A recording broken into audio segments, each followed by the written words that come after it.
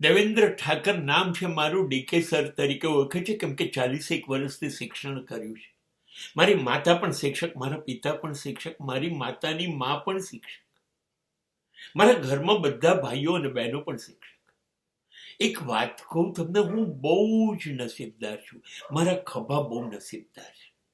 કારણ કે મારા માની માં મૃત્યુ પામી ને ત્યારે આ ખભા ઉપર હું એને સ્મશાન મૂકવા ગયેલો, એની અગ્નિ ક્રિયા કરી હતી, બધી ક્રિયા મેં કરી હતી, કેમ કે એને કોઈ સંતાન નહોતું. મારી માં મૃત્યુ પામી ત્યારે આ જ ખભા ઉપર હું એને સ્મશાન લઈ ગયેલો.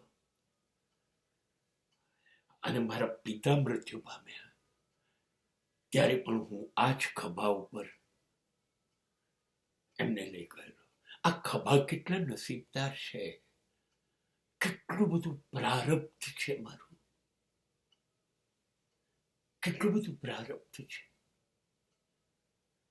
કે આટલા બધા પુણ્યશાળી મા બાપ અને વડીલો બધા મારા ખભે ચડીને અંતિમ યાત્રા કરી, અને મેં બધાને અગ્નિ આપ્યો, બધાની અંતિમ ક્રિયા કરી.